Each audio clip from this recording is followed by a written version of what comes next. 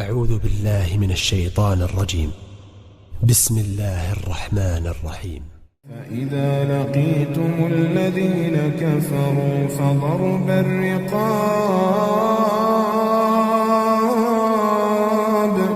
حتى إذا أثخنتموهم فشدوا الوثاق فإما منا بعد وإما فداء حتى تضع الحرب أوزارها ذلك ولو يشاء الله لانتصر منهم ولكن ليبلو بعضكم ببعض والذين قتلوا في سبيل الله فلن يضل أعمالهم سيهديهم ويصلح بالهم ويدخلهم الجنة عرفها لهم. അസ്സലാമു അലൈക്കും വറഹ്മത്തുള്ളാഹി വബറകാതുഹു. ഖുർആൻ പദം 1774 ദിവസത്തിലേക്ക് എല്ലാവരെയും ഹാർദമായി സ്വാഗതം ചെയ്യുന്നു. വിശുദ്ധ ഖുർആനിലെ 47-ാമത്തെ അധ്യായമായ സൂറത്ത് മുഹമ്മദിലെ 4 മുതൽ 6 വരെയുള്ള ആയത്തുകളാണ് ഇന്ന് പഠനവിധേയമാക്കുന്നത്. ക്ലാസ് ആരംഭിക്കുന്നതിനായി ആദരണീയനായ ഡോക്ടർ AI വിലായത്തുള്ള സാഹിബിനെ ക്ഷണിക്കുന്നു. അസ്സലാമു അലൈക്കും വറഹ്മത്തുള്ളാഹി വബറകാതുഹു. അഊദു ബില്ലാഹി മിനശ് ശൈത്വാനിർ റജീം. ബിസ്മില്ലാഹിർ റഹ്മാനിർ റഹീം. فإذا لقيتم الذين كفروا فضرب الرقاب حتى إذا أثخنتموهم فشدوا الوثاق فإما منا بعد وإما فداء حتى تضع الحرب أوزارها ذلك ولو يشاء الله لانتصر منهم ولكن ليبلو بعضكم ببعض والذين قتلوا في سبيل الله فلن يضل أعمالهم سيهديهم ويصلح بالهم ويدخلهم الجنة عرفها لهم. صدق الله العلي العظيم. സൂറത്ത് മുഹമ്മദിലെ 4 മുതൽ 6 വരെയുള്ള ആയത്തുകളാണ് ഞാൻ നിങ്ങളെ കേൾപ്പിച്ചിട്ടുള്ളത്. വിശുദ്ധ ഖുർആനിൽ സത്യനിഷേധികളുമായി അനിവാര്യമായ സന്ദർഭങ്ങളിൽ പോരാടാൻ അനുമതി നൽകിക്കൊണ്ടുള്ള നിർദ്ദേശം വന്നതിനെ തുടർന്ന് മറ്റൊരു ഘട്ടത്തിൽ സത്യനിഷേധികളുമായി പോരാടാൻ യുദ്ധം ചെയ്യാൻ കൽപ്പിക്കുന്ന ഒരു നിർദ്ദേശം വരുന്നതിനിടക്കായി ഏത് വിധത്തിലാണ് സത്യനിഷേധികളുമായുള്ള പോരാട്ടം നടത്തേണ്ടത്, ആ സന്ദർഭത്തിൽ എന്ത് നിലപാടും നയവും രീതിയും ഒക്കെയാണ് സ്വീകരിക്കേണ്ടത് എന്ന കാര്യം വ്യക്തമാക്കുകയാണ് ഞാൻ ഇപ്പോ നിങ്ങളെ ഓതി കേൾപ്പിച്ചിട്ടുള്ള ആയത്തുകളിലായിട്ട് അതിനെ തുടർന്നു. അല്ലാഹു സുബ്ഹാനഹു വ തആല ഈ സൂറത്തിനെ പരിചയപ്പെടുത്തിക്കൊണ്ട് സംസാരിച്ചപ്പോ സൂറത്തുൽ ഹജ്ജിലെ യുദ്ധം ചെയ്യാനുള്ള അനുമതി നൽകപ്പെട്ട കാര്യവും സൂറത്തുൽ ബഖറയിലെ യുദ്ധം ചെയ്യാൻ നിർദ്ദേശിക്കുന്ന കാര്യവും കൽപ്പിക്കുന്ന കാര്യവും പരാമർശിക്കപ്പെട്ടിരുന്നു. അതുപോലെ ഈ ആയത്തുകളുമായി ബന്ധപ്പെട്ടുകൊണ്ട് സൂറത്തുൽ അൻഫാലിലെ യുദ്ധവുമായി ബന്ധപ്പെട്ട ഒരു തെറ്റ് തിരുത്തൽ മുസ്ലിം സമൂഹം ആ ഘട്ടത്തില് പിന്തുടർന്ന ഒരു നയം, ഒരു നിലപാട് ശരിയായില്ല എന്ന് ആക്ഷേപിക്കുകയും കുറ്റപ്പെടുത്തുകയും ചെയ്തുകൊണ്ട് അവരെ തിരുത്തുന്ന ഒരു കാര്യവും നമ്മൾ കാണുന്നുണ്ട്. ഇവിടെ മദീനയിൽ തന്നെ അവതരിച്ച സൂറത്ത് മുഹമ്മദിലെ ഈ 4 മുതൽ 6 വരെയുള്ള നമ്മൾ ഇന്ന് പാരായണം ചെയ്തിട്ടുള്ള ആയത്തുകളിലും യുദ്ധവുമായി ബന്ധപ്പെട്ടുകൊണ്ടുള്ള കാര്യങ്ങളാണ് അടങ്ങിയിട്ടുള്ളത് മുഖ്യമായിട്ടും. അപ്പോ ഇത് യുദ്ധം ആരംഭിക്കുന്നതിന് മുമ്പ് സത്യനിഷേധികളുമായി അനിവാര്യമായ സാഹചര്യത്തിൽ യുദ്ധം വേണ്ടി വരുമ്പോൾ ആ യുദ്ധത്തിൽ ഏർപ്പെടുന്നതിന് മുമ്പായി തന്നെ അതുപോലെയുള്ള സാഹചര്യങ്ങളിൽ എന്ത് നിലപാട് സ്വീകരിക്കണം എന്നത് വ്യക്തമാക്കിക്കൊണ്ട് അതുമായി ബന്ധപ്പെട്ടുകൊണ്ടുള്ള ചില നിർദ്ദേശങ്ങളും ഉപദേശങ്ങളും ഒക്കെ നൽകുകയാണ് അല്ലാഹു സുബ്ഹാനഹു വ തആല. യുദ്ധം അനിവാര്യമായി വന്നു എന്ന് വരും. അത്തരം സന്ദർഭങ്ങളിൽ എന്ത് നയം, നിലപാട്, രീതി ഒക്കെയാണ്, എങ്ങനെയാണ് യുദ്ധം ചെയ്യേണ്ടത്, എന്തിനു വേണ്ടിയാണ് യുദ്ധം ചെയ്യേണ്ടത്, എന്ത് നിലപാടാണ് സ്വീകരിക്കേണ്ടത്, ഏത് രീതിയിലാണ് കാര്യങ്ങൾ നിർവഹിക്കേണ്ടത് തുടങ്ങിയിട്ടുള്ള കാര്യങ്ങൾ പഠിപ്പിക്കുകയാണ് അല്ലാഹു സുബ്ഹാനഹു വ തആല ഈ ആയത്തുകളിൽ എന്ന് കാണാൻ സാധിക്കും. ഞാൻ ഈ ആയത്തുകള് അതിന്റെ പ്രാഥമികമായ സാരം വ്യക്തമാക്കിക്കൊണ്ട് ഇന്നത്തെ സെഷൻ നിർവഹിക്കാമെന്നാണ് വിചാരിക്കുന്നത്. ഈ ആയത്തുകളെ അടിസ്ഥാനപ്പെടുത്തിക്കൊണ്ട് യുദ്ധവുമായി ബന്ധപ്പെട്ട നിർദ്ദേശങ്ങൾ അതിൽ സ്പെസിഫിക് ആയിട്ട് നൽകപ്പെട്ടിരിക്കുന്ന സൂചനകളെ വിലയിരുത്തിക്കൊണ്ട് നമുക്ക് പഠിക്കേണ്ടതുണ്ട്. അത് ഒരുപക്ഷെ ഇന്നത്തെ സെഷനിൽ നമുക്ക് ചെയ്യാൻ കഴിഞ്ഞോളണമെന്നില്ല. ആ കാര്യങ്ങൾ ഒരുപക്ഷെ ഇന്ന് ആവശ്യത്തിന് സമയം ലഭിക്കുന്നില്ലെങ്കിൽ നമുക്ക് അടുത്ത ദിവസം ഈ ആയത്തുകളിൽ നൽകപ്പെട്ടിരിക്കുന്ന നിർദ്ദേശങ്ങളെ ഒന്ന് ലിസ്റ്റ് ഔട്ട് ചെയ്തുകൊണ്ട് പ്രത്യേകമായിട്ട് ശ്രദ്ധ കൊടുത്ത് മനസ്സിലാക്കാൻ വേണ്ടി ശ്രമിക്കാം. ഈ ആയത്തുകളിലേക്ക് വരുമ്പോൾ ഫൈദാ ലഖീതുമുൽ ലദീന കഫറു, നമ്മൾ തൊട്ടു മുമ്പ് വായിച്ച ആയത്തുകളുടെ തുടർച്ചയായിട്ട് തന്നെയാണ് വരുന്നത്. സൂറത്തിന്റെ തുടക്കം മുതലും 3-ാമത്തെ ആയത്ത് ഉൾപ്പെടെയുള്ള ഭാഗത്ത് നമ്മൾ കാണുകയുണ്ടായത് സത്യനിഷേധ നിലപാടിൽ ഉറച്ചു നിൽക്കുകയും അള്ളാഹുവിന്റെ മാർഗത്തിൽ നിന്ന് സ്വയം തടയുന്നത് ഉൾപ്പെടെ മറ്റുള്ളവരെ തടയുകയും ചെയ്യുന്ന ആളുകൾ, അവരുടെ പ്രവർത്തനങ്ങളൊക്കെ അള്ളാഹു പാഴാക്കിയിരിക്കുന്നു എന്നാണ് പറയുന്നത് നമ്മൾ കാണുന്നത്. എന്നാൽ സത്യവിശ്വാസികൾ അവര് സത്യവിശ്വാസവും സൽക്കർമ്മവും ഒക്കെ നിലനിർത്തുന്ന ആളുകൾ, അതുപോലെ മുഹമ്മദ് നബി സല്ലല്ലാഹു അലൈഹി വസല്ലമക്ക് അവതരിപ്പിക്കപ്പെട്ട വേദഗ്രന്ഥത്തില് വിശ്വാസം ഉൾക്കൊള്ളുകയും ചെയ്ത ആളുകൾ, അത് വിശ്വസിക്കാൻ ഏറ്റവും അർഹതയുള്ള സംഗതിയാണ്. കാരണം അത് അവരുടെ തന്നെ റബ്ബിൽ നിന്ന് അവതരിപ്പിക്കപ്പെട്ടതാണ്.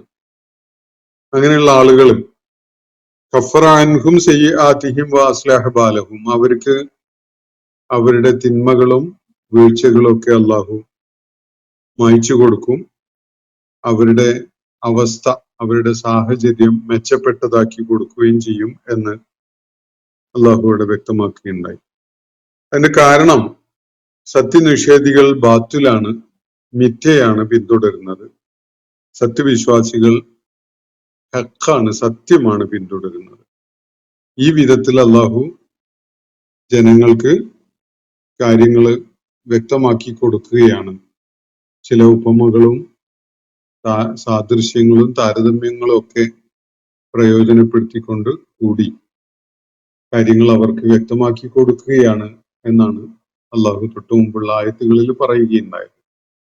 അപ്പൊ സത്യനിഷേധികളുടെ പിന്നിട്ട കാലത്തെ അവരുടെ നിലപാടുകളും അവര് പിന്തുടർന്നു വന്ന രീതികളും ഒക്കെ അടിസ്ഥാനപ്പെടുത്തിക്കൊണ്ട് അവര് ഏറ്റവും അബദ്ധം പിന്തുടരുന്ന ആളുകളും ഏറ്റവും വലിയ പരാജയം ഏറ്റുവാങ്ങേണ്ടി വരുന്ന ആളുകളും ഒക്കെയാണ് എന്നതാണ് ഇവിടെ വ്യക്തമാക്കപ്പെട്ടിട്ടുള്ളത്.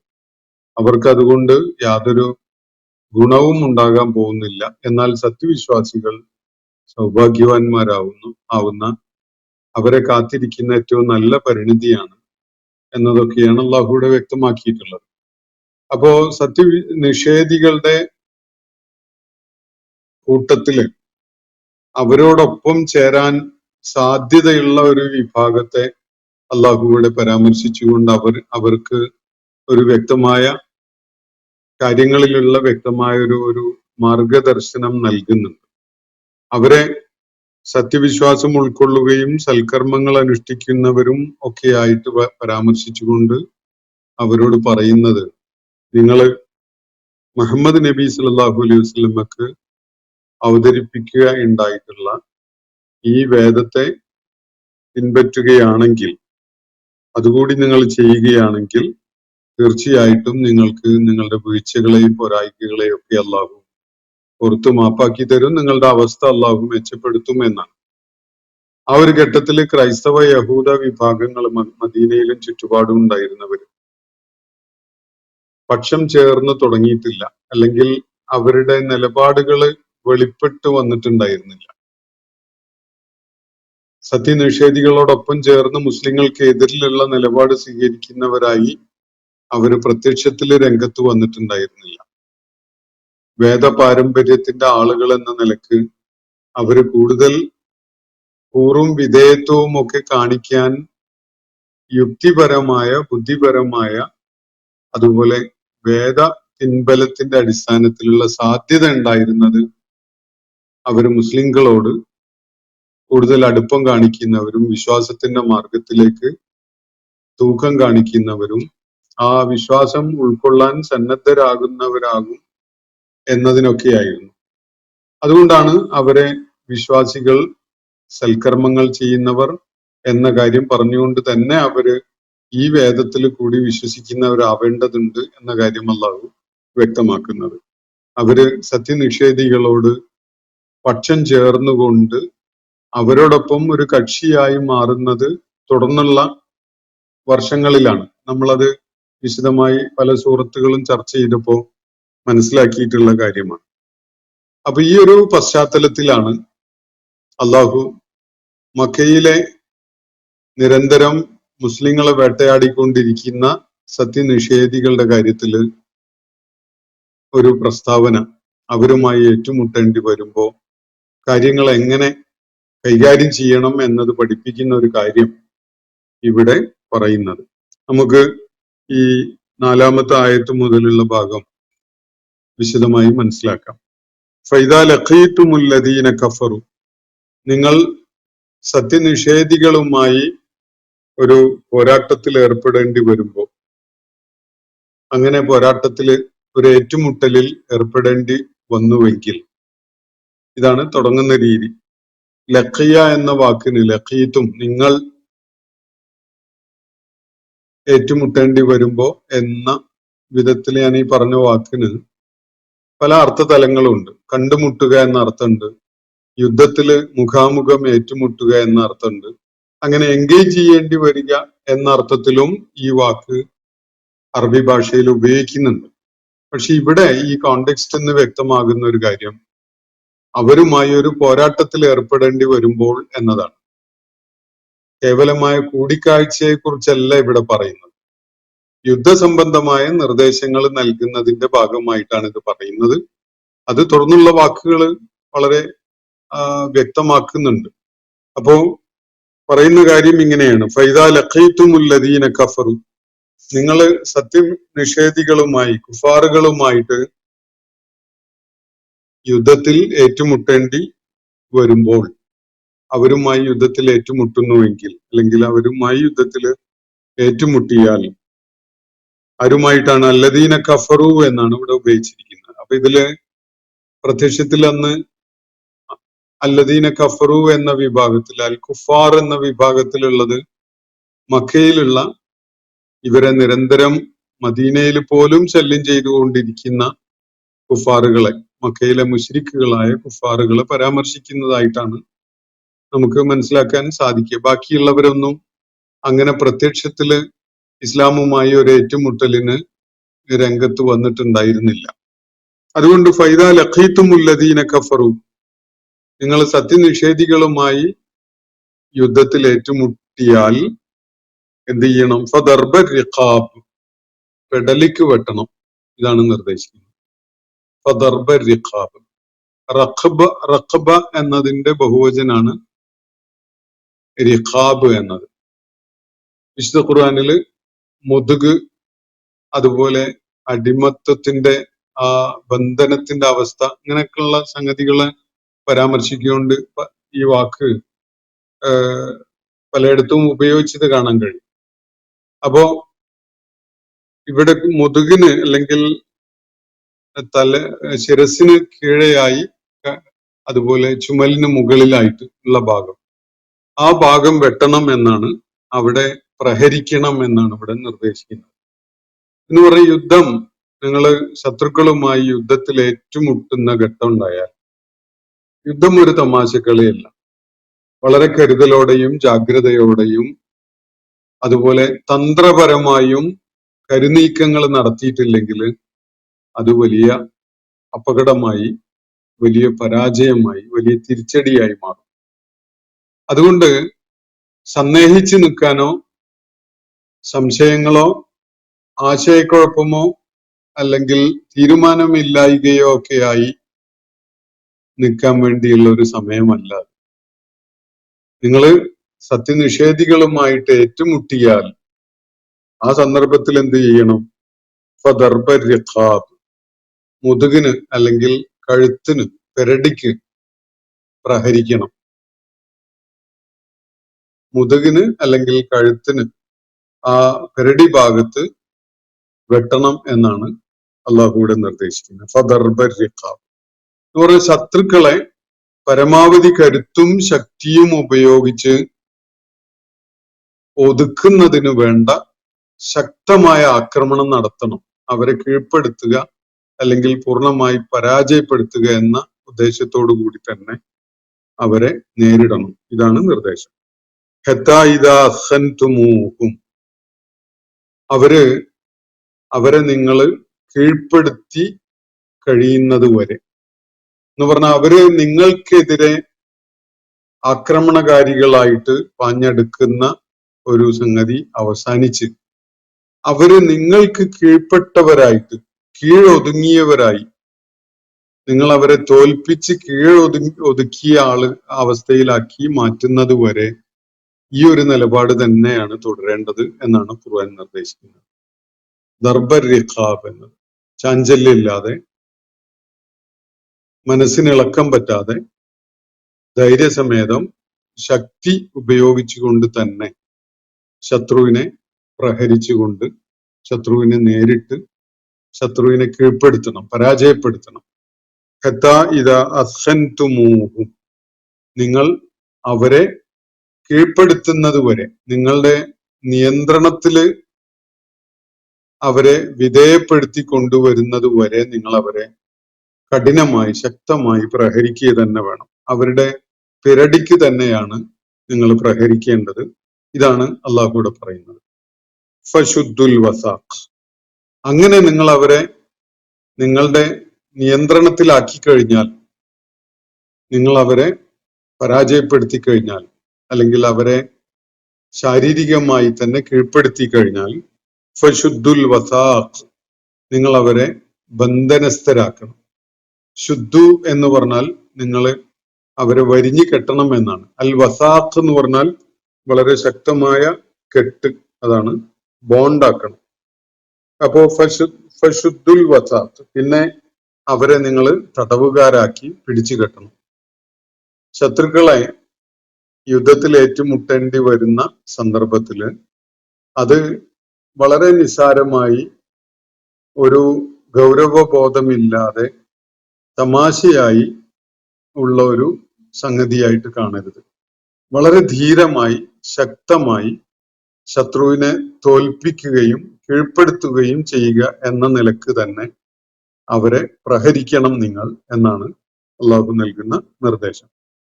ഇത് പലരും ശത്രുക്കളുമായി അല്ലെങ്കിൽ സത്യനിഷേധികളുമായി കൂടിക്കാഴ്ച ഉണ്ടായാൽ അങ്ങനെ ചെയ്യണം എന്ന നിലക്ക് തെറ്റായി വായിക്കുന്ന കാണാം. അത് തെറ്റായ വായനയാണ്.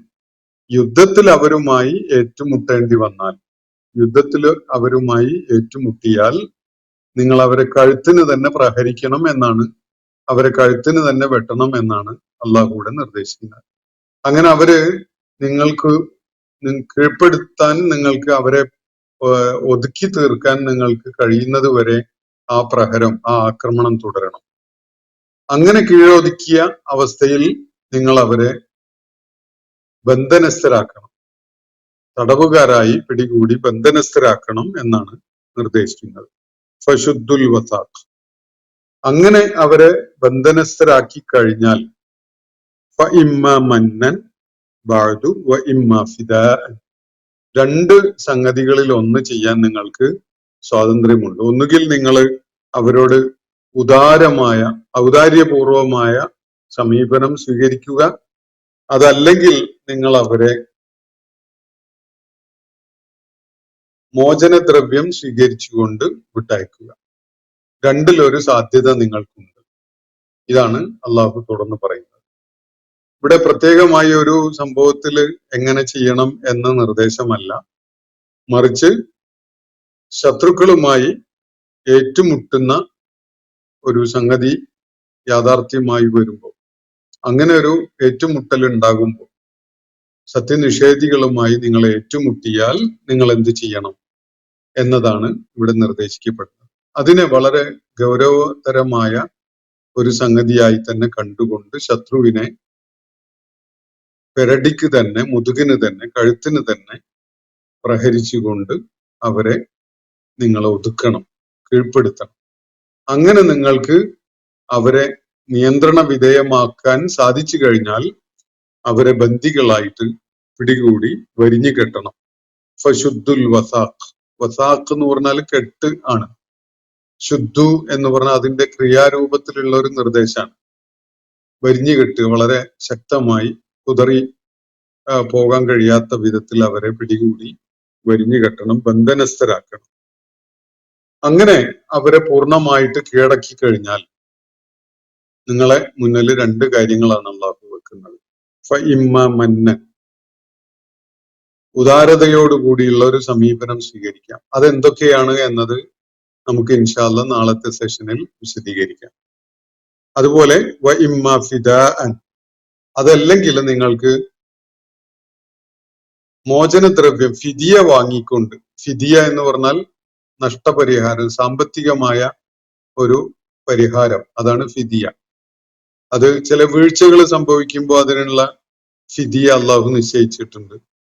അത് പൊതുവായിട്ട് ഉപയോഗിക്കുന്ന ഒരു പദമാണ്.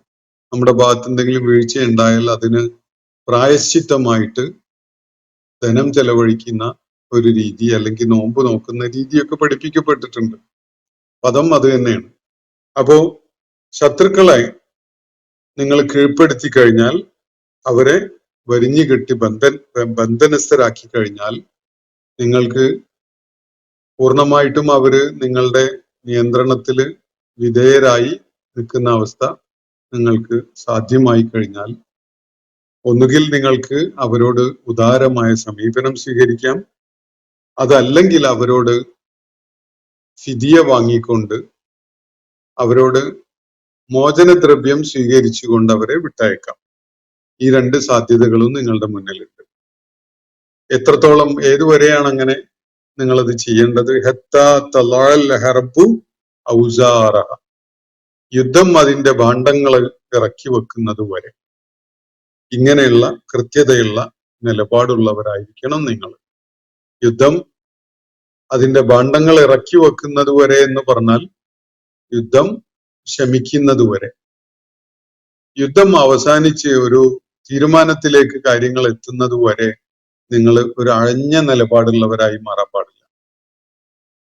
അതിശക്തമായ രീതിയിൽ പ്രഹരിക്കുന്നവരാവണം.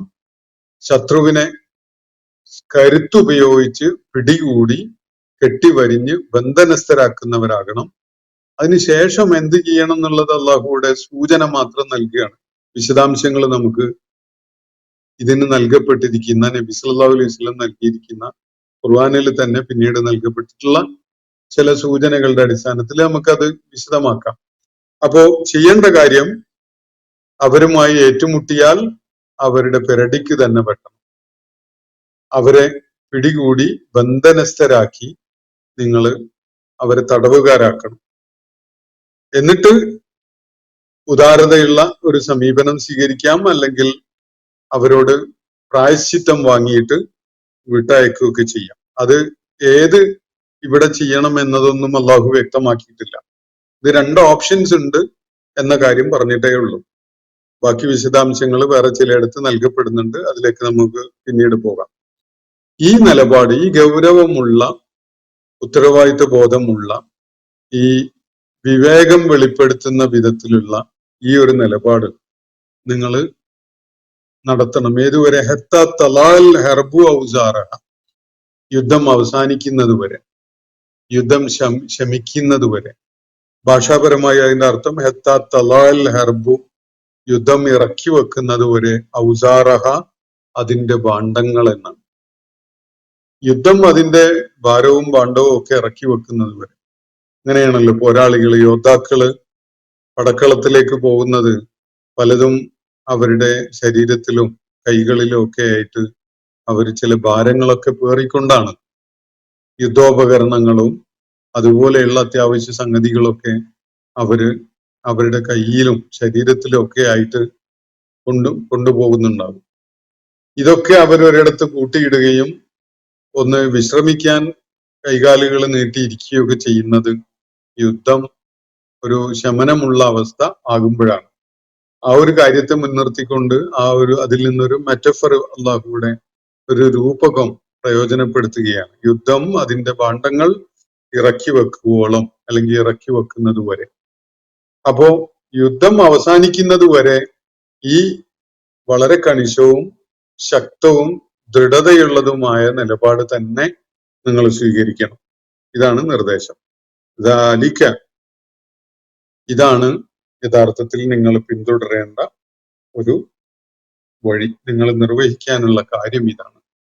ദാലിക, ഒരൊറ്റ വാക്കിൽ അല്ലാഹു അതിന്റെ ഗൗരവം വെളിപ്പെടുത്തിക്കൊണ്ട് പറഞ്ഞ് അവസാനിപ്പിക്കുകയാണ്. ദാലിക, ഇതാണെന്ന് പറഞ്ഞാൽ ഇതാണ് നിങ്ങൾ നിർവഹിക്കേണ്ടത്. യുദ്ധം എന്ന് പറഞ്ഞ ഒരു തമാശക്കാരിയല്ല. അതിനെ ഒരു അഴകൊമ്പൻ സമീപനം സ്വീകരിച്ചുകൊണ്ട് സമൂഹത്തെ അപകടപ്പെടുത്തുന്ന ഒരു നിലപാട് നിങ്ങൾ സ്വീകരിക്കരുത്. വളരെ കരുത്തോടുകൂടി, വളരെ ശക്തമായി ശത്രുവിനെ ഏറ്റവും മാരകമായ പരിക്കേൽപ്പിക്കുന്ന വിധത്തിൽ തന്നെ പ്രഹരിക്കണം. അതാണ് അള്ളാഹു നൽകുന്ന നിർദ്ദേശം. അതിനെ തുടർന്ന് അങ്ങനെ അവർ കീഴൊതുക്കപ്പെടുന്ന ഒരവസ്ഥ എത്തിക്കഴിഞ്ഞാൽ നിങ്ങൾ അവരെ ബന്ദികളായി പിടിച്ചു കെട്ടണം. എന്നിട്ട് എന്ത് സമീപനം സ്വീകരിക്കണം? 2 രീതികൾ അള്ളാഹു പറയുന്നുണ്ട്, പിന്നീട് വിശദമാക്കാം. ഇത് യുദ്ധത്തിന്റെ ഭാണ്ഡം ഇറക്കി വെക്കപ്പെടുന്നത് വരെ ഈ ഒരു നിശ്ചയദാർഢ്യത്തോടു കൂടിയുള്ള നിലപാട് തന്നെ സ്വീകരിക്കണം. കാരണം ഇതാണ് നിങ്ങൾ പിന്തുടരേണ്ടത്. തുടർന്ന് പറയണം, വലൗ യശാ ഉല്ലാഹു, അള്ളാഹു ഉദ്ദേശിച്ചിരുന്നെങ്കിൽ ലൻ തസറ മിൻഹും, അവരെ അവൻ തന്നെ പ്രതിരോധിക്കുമായിരുന്നു, അവൻ തന്നെ നേരിടുമായിരുന്നു. അവർക്കെതിരിലുള്ള പ്രതികാര നടപടി അള്ളാഹു ഉദ്ദേശിച്ചിരുന്നെങ്കിൽ അവന് നേരിട്ട് തന്നെ ചെയ്യുമായിരുന്നു. പക്ഷെ അങ്ങനെ ചെയ്യുന്നില്ല. അള്ളാഹു വേറെ ചിലതാണ് ഉദ്ദേശിച്ചിട്ടുള്ളത് എന്നാണ് ഇവിടെ പറയുന്നത്. ഈ ശത്രുക്കളെ നേരിടുക എന്നത് അള്ളാഹുവിനെ സംബന്ധിച്ചിടത്തോളം നേരിട്ട് തന്നെ ചെയ്യാൻ സാധിക്കുന്ന ഒരു കാര്യമാണ്. ലൻ തസറ മിൻഹും, അവരിൽ നിന്ന് അവൻ പ്രതികാരം എടുക്കും, അവരോട് പ്രതികാരം ചെയ്യും. അള്ളാഹു തന്നെ നേരിട്ട് പ്രതികാരം ചെയ്യുമായിരുന്നു. അള്ളാഹു അങ്ങനെ ഉദ്ദേശിച്ചിരുന്നു വയ്ക്കും. വലാക്കിൻ, എന്നാൽ അങ്ങനെയല്ല. അള്ളാഹു അതല്ല ഇപ്പോ ഉദ്ദേശിക്കുന്നത്. എന്താണ് ഉദ്ദേശിച്ചിട്ടുള്ളത്? ലിയബ്ലുവ ബഅളകും ബിബഅളിൻ, നിങ്ങളിൽ ചിലരെ മറ്റു ചിലരെ ബന്ധിപ്പിച്ചുകൊണ്ട് പരീക്ഷണത്തിന് വിധേയരാക്കാനാണ് അവന്റെ ഉദ്ദേശം. സത്യവിശ്വാസികളെ കടുത്ത ശക്തന്മാരായ പ്രതിയോഗികളെ മുൻനിർത്തിക്കൊണ്ട് പരീക്ഷണത്തിന് വിധേയരാക്കുകയാണ് അള്ളാഹുവിന്റെ ലക്ഷ്യം. അള്ളാഹുവിന്റെ മാർഗത്തിൽ ജീവനും ധനവും ഒക്കെ ത്യജിച്ചുകൊണ്ട് പോരാടാനും തങ്ങളുടെ വിശ്വാസാദർശങ്ങളെ ഉയർത്തിപ്പിടിച്ചുകൊണ്ട് അതിനു വേണ്ടി ജീവനും സമ്പത്തും ജീവിതവും ഒക്കെ സമർപ്പിക്കുവാൻ ആരൊക്കെ സന്നദ്ധരാകുന്നു എന്നത് പരീക്ഷിക്കുന്നതിന് വേണ്ടിയാണ് എന്നത് വെളിപ്പെടുന്നതിന് വേണ്ടിയാണ് അള്ളാഹു ഉദ്ദേശിക്കുന്നത്. അപ്പൊ ഈ ശത്രുക്കളെ ഒതുക്കുക, അവരെ പരാജയപ്പെടുത്തുക, അവരോട് പ്രതികാരം ചെയ്യുക എന്നത് അള്ളാഹുവിനെ സംബന്ധിച്ചിടത്തോളം യാതൊരു തടസ്സവുമുള്ള പ്രയാസമുള്ള കാര്യമേ അല്ല. അള്ളാഹു അങ്ങനെ ഉദ്ദേശിച്ചിരുന്നെങ്കിൽ അങ്ങനെ തന്നെ ചെയ്യുമായിരുന്നു. പക്ഷെ ബഅളക്കും ബിബഅളിൻ, നിങ്ങളിൽ മറ്റു ചിലരെ മുൻനിർത്തിക്കൊണ്ട് പരീക്ഷണത്തിന് വിധേയരാക്കുവാനാണ് അവൻ ഉദ്ദേശിച്ചിട്ടുള്ളത്. അതുകൊണ്ട് യുദ്ധം അള്ളാഹുവിന്റെ പദ്ധതിയിൽപ്പെട്ടത് തന്നെയാണ്.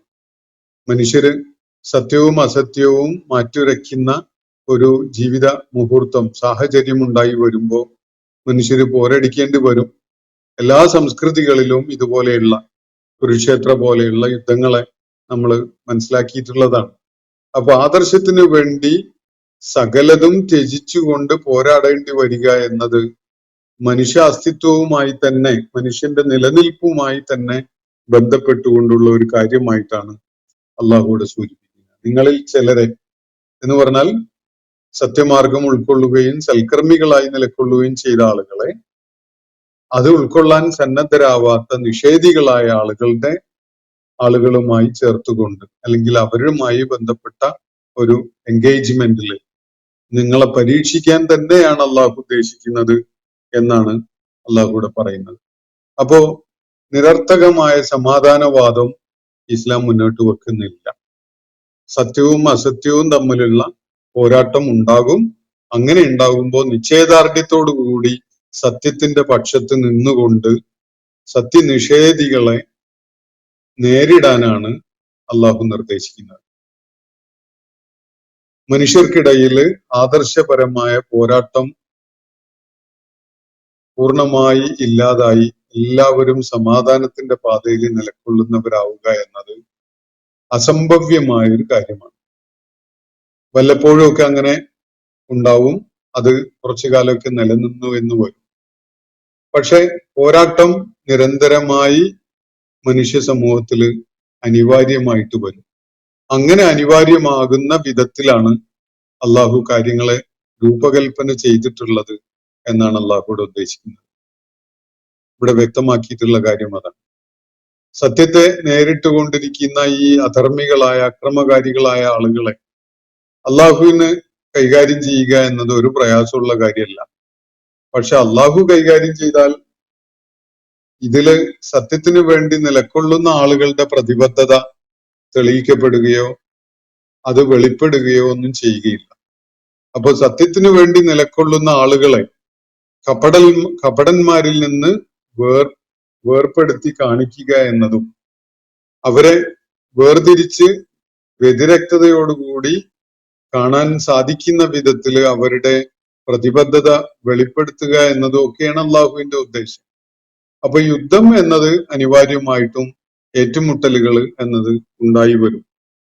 അത്തരം സന്ദർഭങ്ങളിൽ നിശ്ചയദാർഢ്യത്തോടു കൂടിയുള്ള ഒരു നിലപാടാണ് സ്വീകരിക്കേണ്ടത്. അതാണ് നിങ്ങൾ ചെയ്യേണ്ടത്. അള്ളാഹു ഉദ്ദേശിച്ചിരുന്നുവെങ്കിൽ ഇവരോട് പ്രതികാരം ചെയ്യുക എന്നത് അവൻ ചെയ്യുമായിരുന്നു. വലാഖിൻ, എന്നാൽ അങ്ങനെയല്ല. ലിയബ്ലുവ ബഅളകും ബിബഅളിൻ, നിങ്ങളിൽ ചിലരെ മറ്റു ചിലരുമായി ബന്ധപ്പെടുത്തിക്കൊണ്ട് പരീക്ഷിക്കുവാൻ തന്നെയാണ് അള്ളാഹു ഉദ്ദേശിക്കുന്നത്. വല്ലദീന ഖുതിലൂ ഫീ സബീലില്ലാഹ്, അങ്ങനെ അള്ളാഹുവിന്റെ മാർഗത്തിൽ വധിക്കപ്പെടുന്ന ആളുകൾ ഫലൻ യുളില്ല അഅമാലഹും, ഒരിക്കലും തന്നെ അവരുടെ കർമ്മങ്ങളെ അള്ളാഹു പാഴാക്കുകയില്ല. ഫലൻ എന്നാണ് ഇവിടെ പറയുന്നത്. ഫലൻ ഒരിക്കലും ഉണ്ടാവുകയില്ല.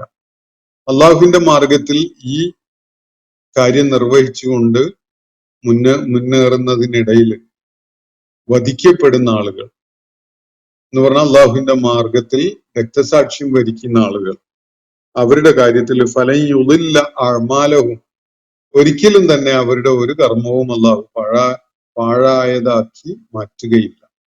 എന്ന് പറഞ്ഞാൽ അവരുടെ കർമ്മങ്ങളൊക്കെയും തന്നെ ഫലവത്തായതായി മാറും.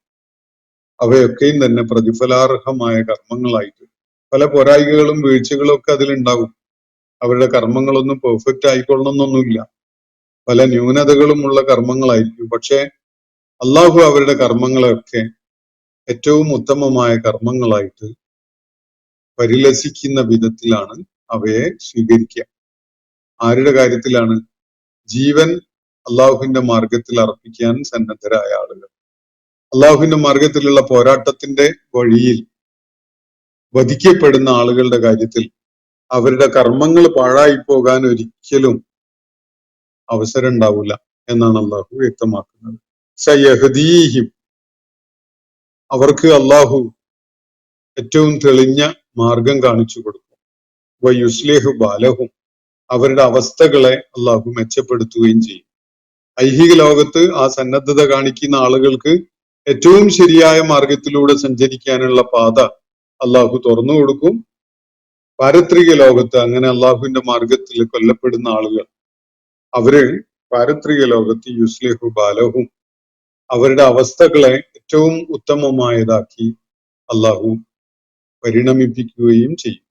ഐഹിക ലോകത്ത് തന്നെ അള്ളാഹുവിന്റെ മാർഗത്തില് പോരാടുന്ന ആളുകൾക്ക് അവരുടെ അവസ്ഥയും സാഹചര്യവും ഒക്കെ അള്ളാഹു മെച്ചപ്പെട്ടതാക്കി കൊടുക്കും എന്ന് പറയുന്നത് നമുക്ക് ആ നിലക്കും മനസ്സിലാക്കാം. ഐഹിക ലോകത്ത് തന്നെ അങ്ങനെയുള്ള ഒരു പരിണതി കാര്യങ്ങൾക്ക് അള്ളാഹു ഉണ്ടാക്കി കൊടുക്കും. അത് അവർക്കുണ്ടാകും, അവരുടെ ബന്ധുക്കൾക്കും കുടുംബത്തിനും സമുദായത്തിനും ഒക്കെ ഉണ്ടാകും. ഏത് ആദർശപാതയിലാണോ ഈ ആളുകൾ പോരാടാൻ സന്നദ്ധരായിരിക്കുന്നത്, ആ ആദർശപാത പിന്തുടരുന്ന ആളുകൾക്കും അവരുമായി ബന്ധപ്പെട്ടവർക്കും ഒക്കെ അതുകൊണ്ട് അള്ളാഹു വലിയ നന്മകള് ഉണ്ടാക്കി കൊടുക്കുമെന്നാണ് ഇവിടെ പറയുന്നത്. വയുദ്ഖിലുഹുമുൽ ജന്ന, അവരെ അള്ളാഹു സ്വർഗത്തിൽ പ്രവേശിപ്പിക്കും. അർറഫഹാ ലഹും, ആ സ്വർഗം അവർക്ക് നേരത്തെ അള്ളാഹു വിവരിച്ചു കൊടുത്തിട്ടുണ്ട്. അങ്ങനെയുള്ള ആ സ്വർഗത്തിൽ അള്ളാഹു അവരെ പ്രവേശിപ്പിക്കുകയും ചെയ്യും. നേരത്തെ പിന്നീട് ആ സൂറത്തുകളിലും ഈ സൂറത്ത് അവതരിക്കുന്നതിന് മുമ്പായി അവതരിപ്പിക്കപ്പെട്ട, വിശേഷിച്ച് മക്കയിൽ അവതരിപ്പിക്കപ്പെട്ട സ്വർഗനരകങ്ങളെ കുറിച്ചുള്ള വിശദമായ വിവരണങ്ങൾ അടങ്ങിയിട്ടുള്ള സൂറത്തുകളുണ്ട്. അത്തരം സൂറത്തുകളിലായിട്ട് അവർക്ക് നേരത്തെ വിവരിച്ചു കൊടുത്തിട്ടുള്ള ഒരു സ്വർഗമുണ്ട്. ആ സ്വർഗത്തിൽ അള്ളാഹു അവരെ പ്രവേശിപ്പിക്കുകയും ചെയ്യും. വയുദ്ഖിലുഹുമുൽ ജന്നത, അവരെ സ്വർഗത്തിൽ അവൻ പ്രവേശിപ്പിക്കും. അർറഫഹാ ലഹും, ആ സ്വർഗം അവൻ അവർക്ക് നേരത്തെ വിവരിച്ചു കൊടുത്തത് തന്നെയാണ്. ഏത് വിധത്തിലുള്ള ഒരു സ്വർഗമാണോ അവർക്ക് നേരത്തെ അള്ളാഹു വിവരിച്ചു കൊടുത്തിട്ടുണ്ടായിരുന്നത്, അതേ സ്വർഗത്തിൽ അവരെ അവൻ പ്രവേശിപ്പിക്കുക തന്നെ ചെയ്യും. ഇതാണ് അള്ളാഹു പറഞ്ഞു കൊടുക്കുന്നത്. ഈ 3 ആയത്തുകളുമായി ബന്ധപ്പെട്ടുകൊണ്ട്, വിശേഷിച്ച് ഇതിലെ തുടക്കത്തിലുള്ള 4-ാമത്തെ ആയത്തിന്റെ പല പ്രയോഗങ്ങളുമായി ബന്ധപ്പെട്ടുകൊണ്ടുള്ള ഒത്തിരി വിശദാംശങ്ങൾ നമ്മൾ മനസ്സിലാക്കേണ്ടതുണ്ട്.